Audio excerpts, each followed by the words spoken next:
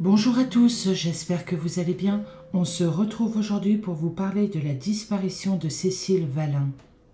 Le 8 juin, Cécile prenait seule la route de Chambéry, le dernier endroit où elle a été aperçue par des témoins. Son père, Jonathan, effondré, attend le témoin qui n'aurait pas encore parlé depuis toutes ces années. Cela fait 25 ans qu'il recherche en vain sa fille. Vivre sans sa fille, c'est la pire injustice que les parents puissent vivre. L'absence est insupportable.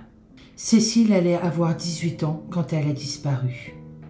Cécile a disparu le 8 juin 1997, à Saint-Jean-de-Maurienne, en Savoie. Cécile est née le 28 octobre 1977. Elle est décrite comme une enfant équilibrée, dynamique, intelligente, très souriante, joyeuse, affectueuse, sympathique et très gentille. Et c'était une très grande sportive. À l'âge de 7 ans, ses parents divorcent. La première année, elle a vécu avec son père. Elle s'entend extrêmement bien avec lui. Ils sont très proches. Par la suite, elle a rejoint sa mère et son beau-père dans la banlieue de Rouen. À l'âge de 14 ans, le beau-père de Cécile est nommé proviseur au lycée à Saint-Jean-de-Maurienne. Cela était très difficile pour Jonathan, son père, d'envisager que Cécile déménage, car ils se voyaient très souvent. Et là, ils ne pourraient plus se voir aussi souvent. Il y avait 1000 kilomètres qui les séparaient de la Savoie à la Normandie. Il faut savoir qu'entre Jonathan et Cécile, ils étaient extrêmement proches. Elle avait énormément de tendresse pour son père et son père avait énormément de tendresse pour elle. Ils étaient très fusionnels. Finalement, ils ont toujours réussi à se voir, soit chez son père en Normandie, ou son père venait la voir à Saint-Jean. Cécile a grandi. Elle est devenue une très belle adolescente. Elle s'est intéressée à l'escalade, qui est devenue une de ses passions. Cécile était scolarisée au lycée Paul Hérould, où son beau-père était aussi proviseur. En pleine révision de son bac, juste avant sa disparition, elle étudiait et révisait sérieusement. C'était une élève assidue et studieuse. Après son bac, elle avait beaucoup de projets. Étant très sportive, elle voulait être professeure de sport.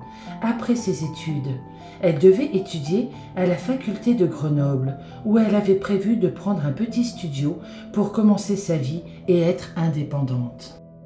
Mais ses rêves vont tragiquement s'effondrer. Son père n'oubliera jamais la dernière conversation qu'il aura eue avec sa fille, le 8 juin 1997, à 17h18 précise. Ce jour-là, au téléphone, Cécile n'était pas très bien. Son père lui demandant pourquoi. Elle lui répondit « J'ai fait une fête à la maison avec des amis hier soir, et puis je ne l'ai pas dit à maman, qui était absente. » Car Cécile n'avait pas accompagné sa maman et son beau-père en week-end dans le sud de la France. Car c'était le dernier week-end de révision pour l'épreuve de philosophie. Elle semblait embêtée et gênée au téléphone. Cette soirée a eu lieu dans l'appartement familial qui se trouvait dans le lycée qu'elle fréquentait et où son beau-père était proviseur. Son père l'a rassurée en lui disant que c'était une petite transgression, que ce n'était rien. Il lui demande même si l'appartement n'est pas dérangé ou que quelque chose a pu se casser. Elle lui répondit « Non, non, tout va bien, rien n'est cassé et l'appartement est en ordre. » Son père lui répondit « Je pense que tout ça a dû te contrarier. Et ce n'est pas vraiment le moment pour ton bac, tu es déjà assez sous pression. » Elle lui répondra « Justement, après notre appel, je vais m'y mettre. » Et c'est la dernière fois qu'il entendra la voix de sa fille. Rien à ce moment-là ne laissait présager qu'elle va s'évaporer. Son père se souvient même depuis autant d'années de cette conversation. Cécile avait un petit ami au lycée qui se prénomme Jérémie, qui était hébergé par un professeur du lycée qu'ils fréquentaient tous les deux. Ils se voyaient depuis 2 ans. Ils se sont connus pendant une section d'escalade. Ils étaient très amoureux et très proches. Au cours de cette soirée, elle convie Sébastien, un garçon avec qui elle s'entend très bien. Elle commence d'ailleurs à être très proche de lui. Ça fait que quelques semaines qu'ils se connaissent. Son cœur commence à basculer vers lui. Sébastien est moins sage et a différents copains. Une attirance réciproque se met en place. Sébastien est tombé amoureux très rapidement et il déclarera qu'elle était d'une beauté naturelle. C'était une fille fantastique. À cette soirée, son petit ami officiel n'y était pas. Au cours de cette soirée, ils ont bu raisonnablement, ont écouté de la musique et ont regardé une cassette vidéo. À un moment dans la soirée, Cécile et Sébastien s'isolent dans la cuisine et s'embrassent, puis la fête se poursuit jusqu'à 3 heures du matin. Par la suite, chacun rentre chez soi. Le lendemain, le dimanche, Cécile n'est pas très bien. Elle aime Jérémy mais commence aussi à tomber amoureuse de Sébastien. Elle se dit qu'elle a fait peut-être une grosse bêtise suite à cette soirée. Elle se rend compte qu'elle a bravé 2 interdits la veille. Le premier étant la soirée et le deuxième d'avoir trompé son petit ami. En début d'après-midi, Sébastien retourne voir Cécile à son domicile. Une gêne s'installe. Quelques minutes après l'arrivée de Sébastien, Cécile reçoit un appel de Kamel, son meilleur ami et son confident. Il voulait venir récupérer les CD qu'il lui avait prêtés. L'appel est assez court, car Cécile lui fait comprendre qu'elle n'est pas toute seule. Sébastien restera avec Cécile tout l'après-midi. Les 2 adolescents joueront aux échecs, s'embrasseront à nouveau, et vers 16h45, Sébastien repart. Juste après, Cécile essaye d'avoir sa demi-sœur Chloé au téléphone. Malheureusement, Chloé étant absente. Même encore aujourd'hui, Chloé s'en veut de ne pas avoir pris cet appel. Donc, du coup, Cécile appellera sa meilleure amie Sandrine. Au cours de cet appel, elle lui dira qu'elle n'est pas bien. Elle se pose plein de questions. Elle est mal, car elle se demande ce qu'elle va dire à Jérémy le lendemain. L'inquiétude de savoir comment il va le prendre. Elle demande à son amie de venir, mais malheureusement, elle ne pourra pas. Pour Sandrine, il n'y avait aucune urgence. Elle n'avait pas l'air aussi mal que ça. Leur conversation durera environ 30 minutes. Ensuite, Cécile appellera son père, en Normandie, à 17h18. Le soir du 8 juin, quand la mère et le beau-père de Cécile rentrent de leur week-end, vers minuit, ils constatent l'absence de Cécile. Ils sont très surpris, car elle ne les a pas prévenus, et aucun mot n'a été laissé. Ce n'est pas dans l'habitude de Cécile de découcher. La nuit se passe, toujours ce silence, pas de nouvelles de Cécile. Elle ne rentre pas. À 9h, Maryse, la maman de Cécile, se rend à la gendarmerie et fait part de la disparition de sa fille. C'est le début de la disparition de Cécile. Son père apprendra sa disparition le lundi. En voulant parler à Cécile au téléphone, c'est la maman de Cécile qui répondra en disant « La maison est pleine de gendarmes ». Cécile n'est pas rentrée. Au départ, pensant qu'elle avait peut-être fugué, sachant qu'elle s'en voulait pour la soirée qu'elle aurait organisée, certaines personnes pensaient qu'elle reviendrait d'ici quelques jours. Son père, même si cela était bien sûr rassurant, n'y croyait pas, car cela ne pouvait pas s'appliquer à Cécile. Ce n'était pas dans son caractère de fuguer. Car pour lui, une fugue, ça se prépare. Car là, Cécile n'a rien emmené avec elle. Elle avait juste sa carte d'identité. Elle n'avait pas de vêtements de rechange. Les enquêteurs sont allés vérifier à la gare de Saint-Jean-de-Maurienne si elle avait pris un billet de train. Mais aucun train n'a été pris par Cécile et aucun billet à son nom n'a été retrouvé au niveau des investigations des gendarmes. Personne ne l'a vue non plus. Elle avait beaucoup d'amis. Elle ne serait pas partie comme ça, sans que personne ne soit au courant. Tout le monde était d'accord avec le caractère de Cécile, sa joie de vivre, sa façon de vivre. Si elle avait eu des problèmes, elle aurait contacté son père. Pour le père de Cécile, Jonathan, la piste de la fugue aurait dû être écartée tout de suite, vu que c'est dans les premières heures d'une disparition que les éléments sont cruciaux. Les enquêteurs ont perdu beaucoup trop de temps. Si Cécile aurait eu 10 ans, les moyens employés du départ auraient été plus importants. La réaction immédiate de Jonathan était de craindre le pire, car pour lui, si Cécile n'était pas chez elle, c'est que le pire était arrivé. La première nuit, son père n'a pas pu dormir. Cela a été atroce pour lui, des images horribles l'empêchant de trouver le sommeil.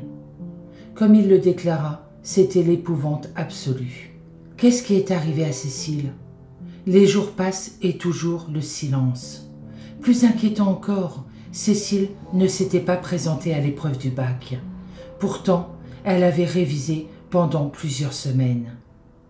Le jour de l'examen, sa chaise est restée vide. Quelque chose de très grave était forcément arrivé à Cécile. Toutes les pistes ont été explorées, celle de l'accident entre autres. Elle vivait dans une région montagneuse, avec beaucoup de sentiers de randonnée, qui peuvent être périlleux et escarpés. C'est une vallée encastrée entre deux montagnes. En plus, Cécile aimait la montagne, l'escalade, la marche à pied. Et c'était une jeune fille très sportive. Donc cela aurait été tout à fait possible que pour se changer les idées, elle soit partie se promener, même si cela reste peu probable, car elle n'avait prévenu personne. Mais malheureusement, si c'était le cas, la vie de Cécile pouvait être en danger. Si elle avait glissé, si elle s'était blessée, et ne pouvant appeler de l'aide, donc la retrouver était urgent.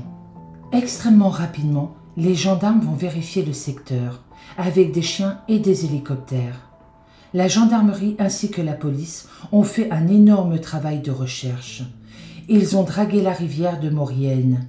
Ils ont ratissé autour de Saint-Jean, en particulier autour d'un village où elle allait souvent faire de l'escalade. Les recherches ont été extrêmement précises, mais en montagne, ce n'est jamais simple. Des battues ont été organisées, mais le temps passant, plus personne ne pensait à l'accident. Car si elle avait eu un accident, ils auraient fini par la retrouver, ou malheureusement son corps. La disparition de Cécile est un vrai mystère. N'ayant aucune piste, les enquêteurs vont réexaminer ce qu'ils savent des derniers instants de Cécile. Ce qui intéresse plus particulièrement les enquêteurs, c'est la journée du dimanche. Quand Sébastien est parti de chez elle, Cécile a essayé d'appeler sa demi-sœur Chloé. Mais personne ne saura pourquoi Cécile a essayé de la contacter. Voulait-elle tout simplement discuter ou était-elle vraiment peinée par la suite des événements du samedi soir? Car souvenez-vous, Cécile était chiffonnée la dernière fois qu'elle a eu son père au téléphone, suite à cette soirée non autorisée. Elle appréhendait de le dire à sa mère et son beau-père qu'elle avait fait une fête en leur absence et sans leur accord. Il était 17h18. Que s'est-il passé après? Cette question, son père se la répète. Elle le hante depuis la disparition de sa fille. Des témoignages vont commencer à apparaître et vont faire rebondir l'enquête. Le témoignage le plus important est celui de Myriam. Une amie de Cécile va retenir l'attention des enquêteurs. Passagère d'une voiture, elle aperçoit Cécile sur le bord de la route, qui marche. Il est 17h45 environ. Myriam précise que Cécile marche seule. Pour son amie, elle a eu l'impression qu'elle marchait sans réel but. Ce qui l'a surpris, c'est qu'elle est très étonnée de la direction que prend Cécile. C'est la sortie de la ville et qu'elle se dirige vers une route nationale. Sa meilleure amie Sandrine pense qu'elle marchait au hasard pour se vider la tête, le lieu n'étant pas important. Son amie Myriam déclarera que son expression lui restera gravée à jamais dans sa tête. Elle a vu de la tristesse dans son regard. Elle a été vue également par plusieurs autres personnes, marchant seule à Saint-Jean-de-Maurienne, le long de la route. Elle est connue comme la belle-fille du proviseur.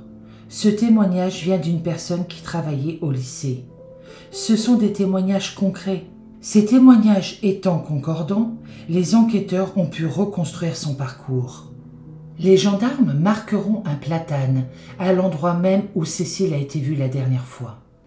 Les derniers témoins parlent d'une jeune fille qui marche sans sac à dos, ni sans sac à main, les mains vides. Ils l'aperçoivent autour de 18h30, 1 heure après environ qu'elle est raccrochée avec son père. Un homme se présente à la gendarmerie pour déclarer qu'il aurait vu Cécile à 18h15, puis à 18h45. À 18h15, il l'aurait vue à Pont-à-Mafré, un village qui est une commune après Saint-Jean-de-Maurienne, et par la suite à 18h45 devant l'école de ce même village. Ce village est situé à 2 km du domicile de Cécile, un lieu qu'elle connaît bien car elle y venait très souvent faire de l'escalade, à Via Ferreira. Se dirigeait-elle là-bas sachant qu'elle n'avait pas emmené sa tenue pour faire de l'escalade? Aucun témoignage de jeunes qui l'auraient vue arriver. Alors, où se rendait Cécile? Son père est très troublé, car les derniers mots de Cécile au téléphone ont été « je vais m'y mettre ». Son père apprendra plus tard qu'elle n'avait pas révisé, mais qu'elle était partie se balader dans le village de Saint-Jean. Son père comprend sa réaction. Elle avait sans doute besoin de souffler un petit peu. Les révisions sont dures. Et ce n'est pas facile. Et au mois de juin, les jeunes ont envie de sortir et de profiter un peu du soleil. Mais une question reste toujours sans réponse. Est-elle partie pour se promener ou allait-elle à un endroit précis? Personne n'a déclaré avoir eu un rendez-vous avec Cécile, en disant qu'elle n'était jamais arrivée. Mais pour autant, elle était bien décidée à aller quelque part. Ce qui est troublant, la route que Cécile a empruntée n'est pas faite pour se promener. Il y a plein de circulations, il n'y a pas de trottoir. Toutes les personnes qui l'ont aperçue l'ont vue marcher seule. Pour beaucoup de personnes, Cécile aurait peut-être reçu un appel pour l'inviter à sortir. Malheureusement, personne n'est en mesure de le dire. Les enquêteurs savent quels appels ont été passés, mais ils ne sont pas en mesure de dire si elle a reçu un appel téléphonique ce dimanche-là. Ce qui est étonnant, c'est que les enquêteurs, sans doute tardivement, vont recenser les appels sortants, mais pas entrants. Par contre, il n'y a pas beaucoup d'informations sur cette erreur, au niveau des appels téléphoniques. Alors, a priori, il y aurait eu un problème informatique ou je ne sais pas. C'est très difficile de savoir ce qui s'est passé réellement. À un moment, les enquêteurs penseront que Cécile aurait pu mettre fin à ses jours. Ce que Cécile aurait évoqué au téléphone le dimanche avec son amie Sandrine.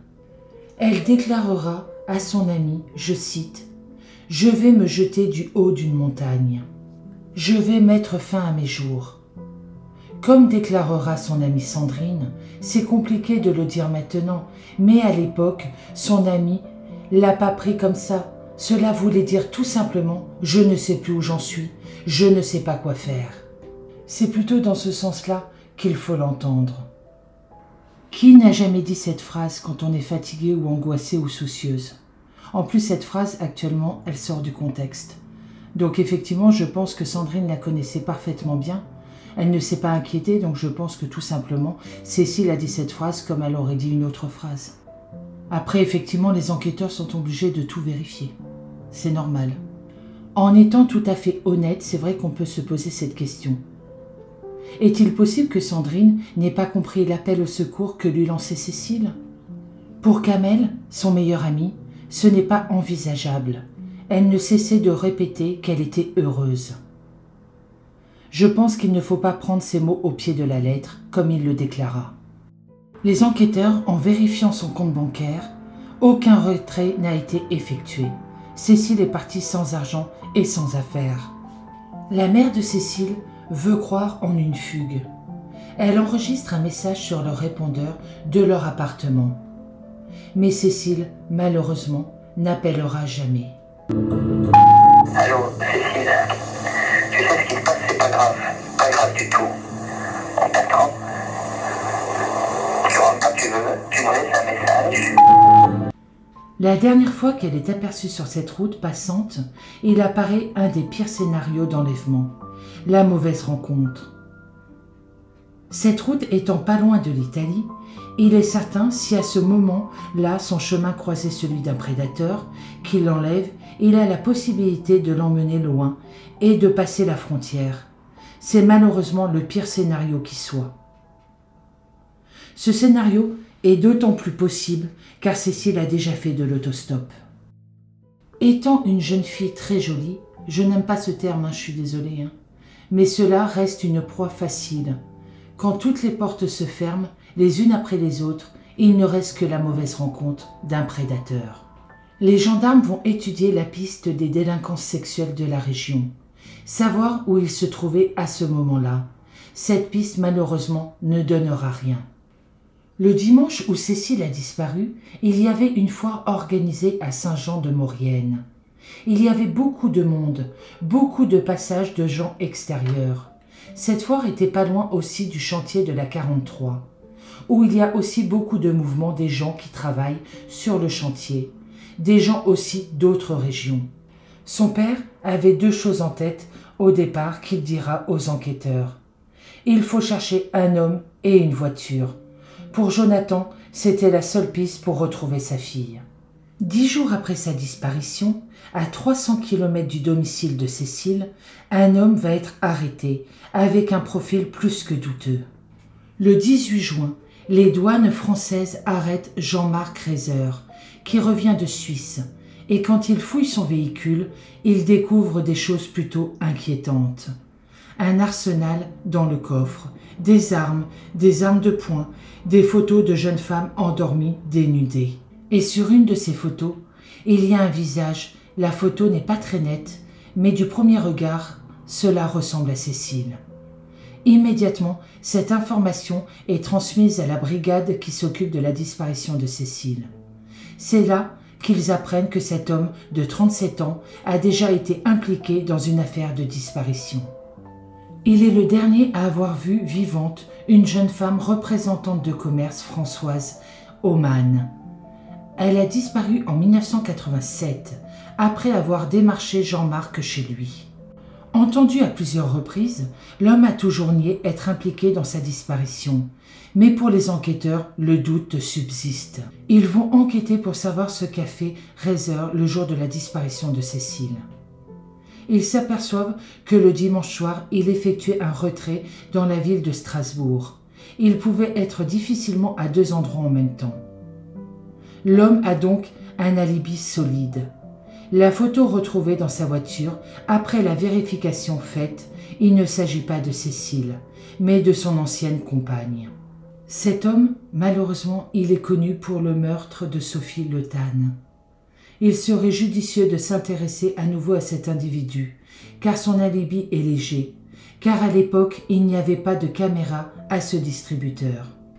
La famille, n'ayant plus de solution, a fait appel à un radiesthésiste. Il voit Cécile près de Nantes, à Villieu de Bretagne. Un ami de la famille se rendra sur place, et effectivement, un médecin confirmera la vision du voyant. Il a reçu dans son cabinet une jeune fille qui d'abord physiquement ressemble beaucoup à Cécile. Mais surtout, elle a le même signe distinctif, une cicatrice sous le sein droit. Les gendarmes étaient au courant de cette cicatrice, suite à une opération à l'âge de 3 mois, pour un problème de reflux œsophagien. Le médecin est entendu par les enquêteurs, mais la cicatrice sous le sein droit n'était pas liée à une opération. Donc, malheureusement, ce n'était pas Cécile, encore une fausse piste. Son père, ressentant énormément de colère contre la personne qui serait responsable de la disparition de sa fille, à tel point qu'il envisagerait de le tuer de ses propres mains, si il envisageait de toucher à sa fille. Ce que n'importe quel parent peut comprendre. Une colère démesurée, qu'il n'a plus depuis longtemps. Pour lui, la colère ne sert à rien, cela l'aurait détruit.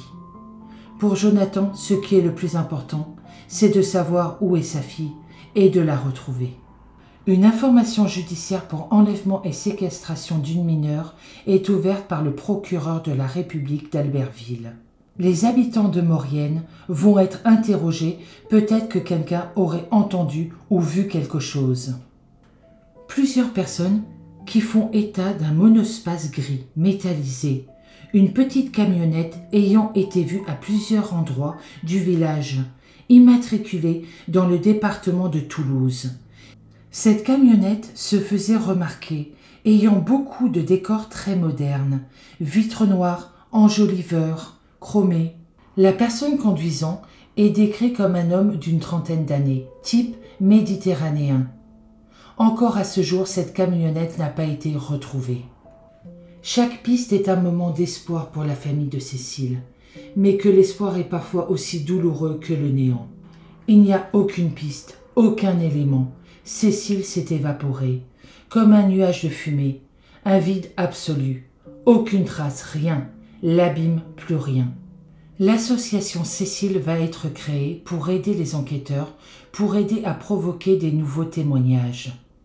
Pas loin de 400 personnes participent pour cette association. Un énorme travail va être fait. Des affiches, l'aide des routiers jusqu'en Italie, des milliers d'affiches dans les gares, partout la photo de Cécile a été mise. Un travail de fourmi fait par l'association. Cette disparition devait être le plus médiatisée possible, car quelque part quelqu'un sait. Le père de Cécile répond à chaque personne et à tous les médias. Malgré tout ça, malheureusement, rien, malgré des années qui passent. 5 ans après la disparition de Cécile, son père fera appel à un détective privé. Ce détective travaillait avec les enquêteurs en bonne entente. Il a trouvé des pistes possibles. La première, Cécile serait montée dans une Peugeot rouge, immatriculée à Turin. Les relations entre la police française et italienne n'étaient pas bonnes. La justice italienne n'a répondu à aucune information des juges français. Cette piste n'a pas été creusée. Une femme se présentera à la gendarmerie. Son mari, médecin, est décédé quelque temps avant. Elle a trouvé sous son lit tous les articles de la disparition de Cécile. Très choquée par cette découverte, car c'est quand même pas normal de garder ce genre d'articles sous son lit, pour le commun des mortels. Savait-il des choses ou était-il responsable de la disparition de Cécile? Les enquêteurs vont s'interroger sur lui, sur sa vie et surtout où était-il le jour de la disparition de Cécile. Une perquisition est faite chez lui et dans son garage, ils découvriront une voiture rouge, a priori de marque Renault. Les enquêteurs pensent à l'autre piste du détective privé, qui avait dit que Cécile était montée dans une Peugeot rouge 205. La voiture retrouvée dans le garage du médecin est une Renault rouge. Y a-t-il eu une confusion des marques? Étrange. L'avocate du papa de Cécile va demander des investigations qui vont rester sans suite. Pourquoi? Cet homme était-il mêlé à la disparition de Cécile? Était-il au courant de quelque chose? Ou s'intéressait-il simplement à elle? Personne ne le saura jamais. Au printemps 2002, un appel à la maman de Cécile va faire rebondir l'enquête. Un prêtre qui est au bout du fil et déclarera « J'ai besoin de vous dire quelque chose. Il y a 5 ans, je suis passé sur le pont au-dessus de la rivière. J'ai vu votre fille triste sur ce pont et cela m'a interpellée. Mais le temps que je fasse demi-tour, un peu plus loin sur la route, que je revienne pour voir si elle allait bien, elle avait disparu. » Pourquoi dire cette information 5 ans après? Très bizarre. Serait-ce un aveu? Pour les gendarmes, l'attitude de ce prêtre est plus qu'étrange. Informée de l'appel, la juge d'instruction décide de le convoquer et de le confronter à la maman de Cécile. Mais très vite, la juge constate qu'il y a eu une méprise. Ce n'est pas la bonne personne qu'ils ont convoquée. Ce n'est pas le prêtre actuel, mais l'ancien de l'église qui a contacté la mère de Cécile. 10 jours après cette confrontation, avec le juge, il revient dans l'actualité dans une toute autre affaire. Il va être interpellé dans une affaire de pédophilie. L'arrestation de l'abbé Dufour fait grand bruit. Cécile n'a pas le profil des victimes de ce prêtre. Il s'intéresse qu'au jeune garçon. Il aura en plus un alibi le jour où Cécile a disparu. En revanche, les gendarmes s'intéressent à l'ancien curé qui a téléphoné à la maman de Cécile. Les enquêteurs découvrent un homme assez troublant.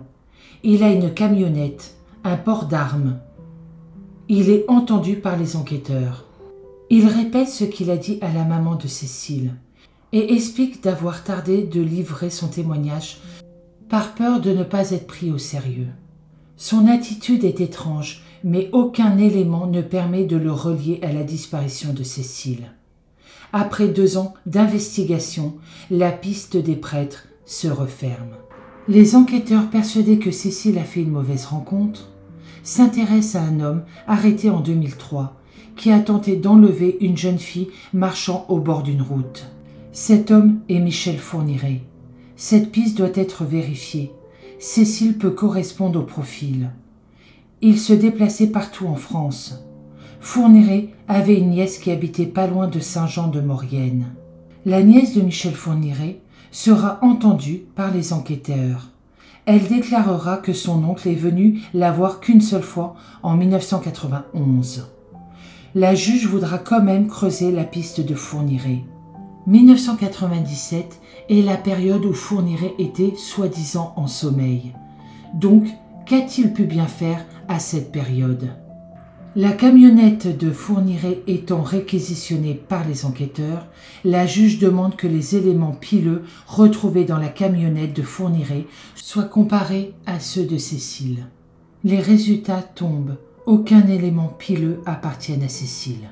Il faut savoir que ces prélèvements coûtent extrêmement cher à l'État. Il y avait environ entre 600 et 650 éléments pileux dans la camionnette de Michel Fourniret. Ils ont pu en analyser que quelques-uns. Les enquêteurs restent tout de même sur sa piste, car cela ne veut pas dire qu'il peut être mis hors de cause. Car il pourrait avoir été sur place et être la personne qui a enlevé Cécile. Jonathan, le père de Cécile, n'étant pas ravi de savoir que sa fille est peut-être la victime de Fourniret.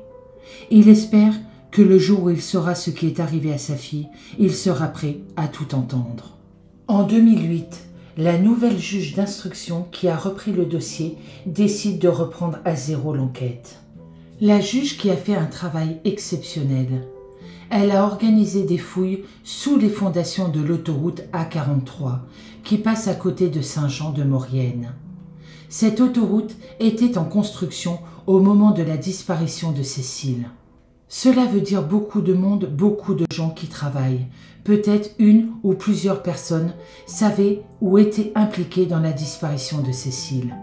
La décision du juge, c'était d'explorer les fondations en utilisant un géoradar. L'autoroute a été bloquée pendant 3 jours pour passer l'appareil pour voir si un corps pouvait être détecté en dessous. À ce moment-là, comme déclara son père, on peut imaginer le pire. Cette inspection était très organisée. Des chiens entraînés spécialement pour détecter des corps étaient sur place. Le père de Cécile était sur place avec son avocate. Cela n'a rien donné. Le temps passe sans Cécile. Comme déclara son père, ce passage de temps ne diminue en rien de vouloir savoir. Grâce à la nouvelle juge d'instruction, 12 ans après la disparition de Cécile, les gendarmes s'intéressent aux proches de Cécile, plus particulièrement à ses amis. Dès le début de l'enquête, les amis de Cécile ont été entendus comme de simples témoins. Personne n'a été poussé dans leur retranchement. Pourtant, il y a eu des faits, une soirée, un week-end, 2 amoureux, peut-être une jalousie. Cela pourrait être un début de piste. Pour les experts, un rendez-vous amoureux qui tourne au drame est une piste très sérieuse. Que s'est-il passé ce dimanche ? Les enquêteurs vont s'intéresser plus particulièrement au meilleur ami de Cécile, Kamel, à Jérémy et à Sébastien. Jérémy, son amoureux officiel, Kamel, son meilleur ami, et Sébastien, le nouveau amoureux. Ils sont tous les 3 réentendus, en commençant par Sébastien, qui était avec elle le dimanche. Son emploi du temps et surtout ce qu'il a fait après avoir quitté Cécile vont être étudiés. Il dira qu'après avoir quitté Cécile, il a fait un footing. Une personne l'aurait vu effectivement faire ce footing. Et il collaborera ce qu'il dit au niveau des heures. Il n'y a rien de bizarre dans son emploi du temps. Jérémy est également interrogé. En analysant les différents témoignages qui situent Cécile à différents endroits, la thèse du rendez-vous avec Jérémy est possible. Mais Monique, la personne qui loge Jérémy, donc rappelez-vous, c'est le professeur qui est au même lycée que Cécile, certifie que Jérémy n'est pas sorti. Ce dimanche-là, il a travaillé toute la journée dans sa chambre. C'est au tour de Kamel, le meilleur ami de Cécile, d'être interrogé. Kamel devait, le jour de la disparition de Cécile, passer reprendre ses CD. Kamel déclarera qu'il est resté chez lui toute la journée. Ils étaient comme frères et sœurs.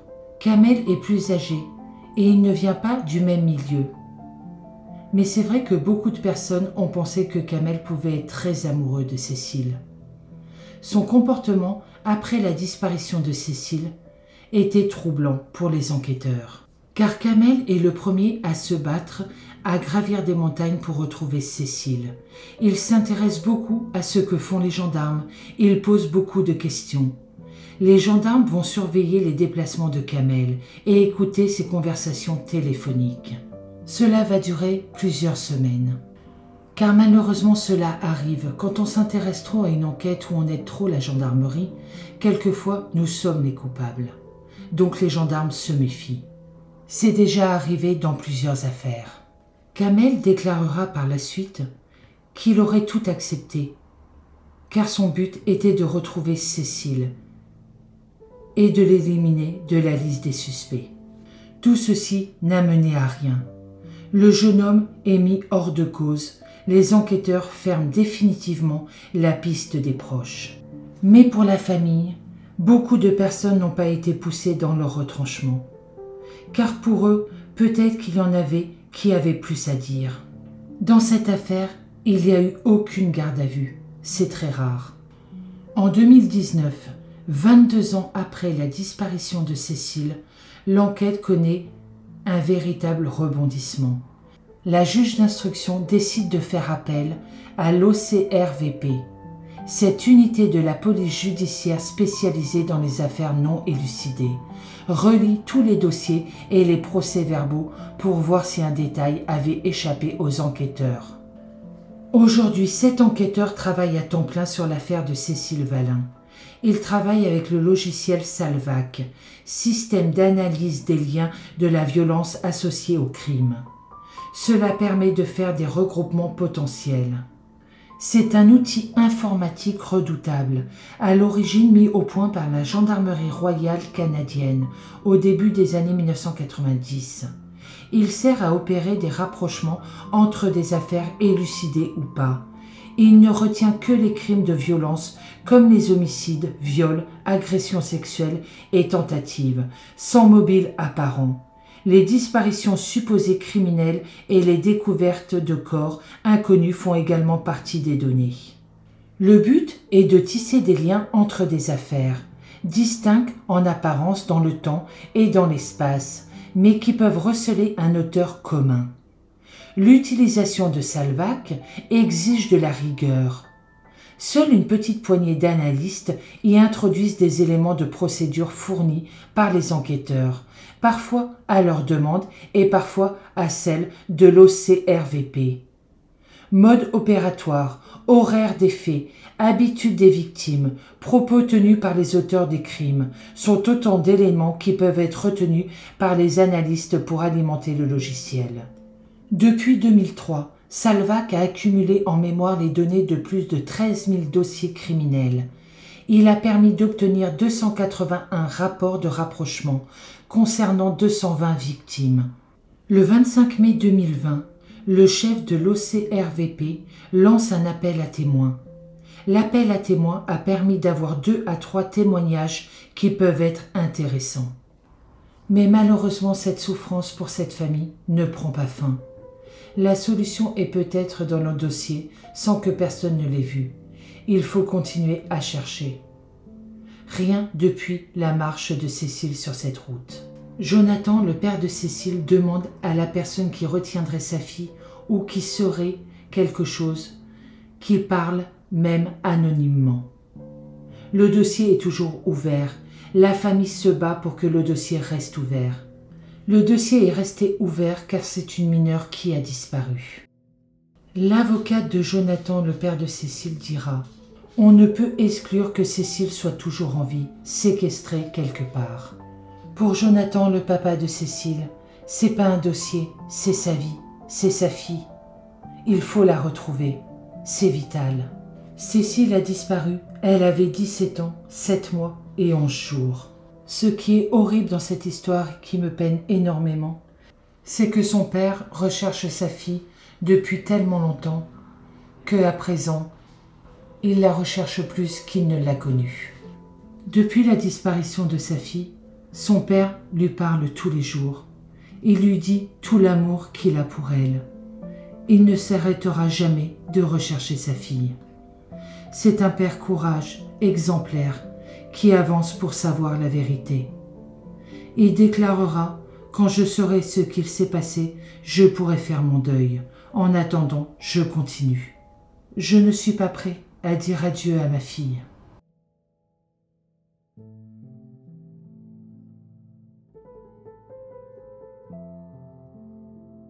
Je souhaite énormément de courage à ce papa qui recherche depuis tant d'années sa fille et qui n'a jamais rien lâché. Et j'espère du fond du cœur qu'un jour il aura les réponses et qu'il pourra retrouver sa fille. Courage également à toute la famille de Cécile. Cette disparition m'a pas mal troublée, perturbée, peinée. Donc je vous demande de faire partager cette vidéo ou l'avis de recherche de Cécile. Et il faut aider cette famille et surtout ce papa, courage. Parce que sincèrement, je sais pas, j'ai pas de mots pour qualifier cette personne.